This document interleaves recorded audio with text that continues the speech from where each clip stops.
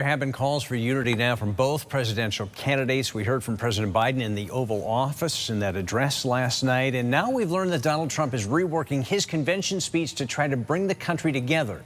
News 8's Jane Chaco joins us live from Hartford, where she talked to voters about the changing political landscape. Jane. Darren, we spoke to people in the greater Hartford area, and while personal beliefs may be different, feelings of shock and disappointment are common. Many people saying the division in the country has reached a dangerous level. I think there's so much hatred in the United States. It's terrible. An attempted assassination on former President Donald Trump this weekend has voters thinking about the country's current political climate. It's so sad. I mean, first off, he's human. He's a father, grandfather. These two women from Hartford said the shooting that caused injuries and killed a man shouldn't have happened. They say politics should be civil.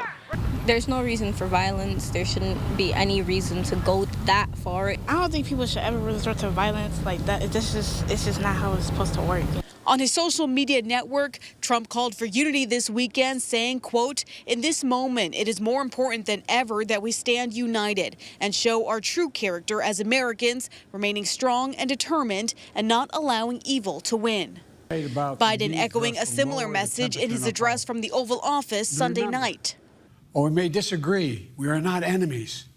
We're neighbors, we're friends, co-workers, citizens, and most importantly, we're fellow Americans.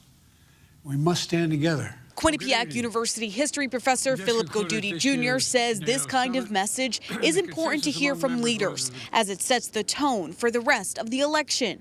It can move into more of unity throughout this nation and understanding among one another, or it can separate us even further.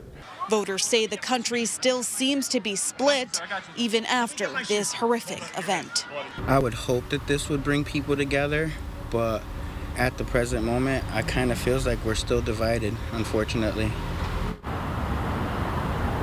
And we asked these voters if the assassination attempt would change their minds when it comes to who to vote for, and most said it didn't. They said their sympathy is with Trump, but when it comes to the election, they're going to pick the candidate who is best fit to lead the country. Live in Hartford, Jane Chaco, News 8.